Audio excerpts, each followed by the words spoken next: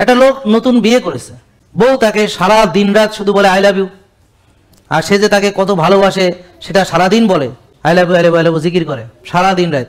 কিন্তু স্বামীর যে যা যা চাহিদা আছে সে কিছুই পূরণ করে না, তাকে রান্না করে দেয় না, কিছুই করে না, সারাদিন শুধু বসে বসে বলে আই লাভ ইউ। তাহলে কেমন বউ, ভালো না? না প্রিয় তো, আপনাদের মতো প্রিয়। আপনারা সারাদিন জিকির করেন আল্লাহর, কিন্তু কাম করেন উল্টা। বুঝতে পারছেন? আল্লাহ বলছে রাত্রে ঘুমাইতে, আপনি রাত জেগে থাকেন।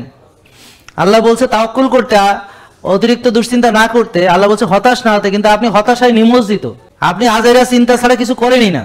আল্লাহ বলছে স্বাস্থ্যকে যত্ন নিতে।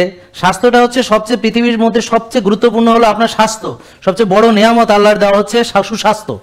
আপনি সেই জিনিসটাকে নষ্ট করে ফেলছেন নিজের হাতে।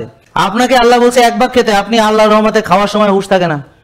আমার কথা বুঝতে মনে হয় কেউ কেউ পৃথিবীতে শুধু খাইতে আসছে। তাইলে আপনার দেখেন, যেভাবে আল্লাহ আপনাকে চলতে বলেছেন সেভাবে যদি আমি না চলি, তাহলে উনি কি খুশি হবেন?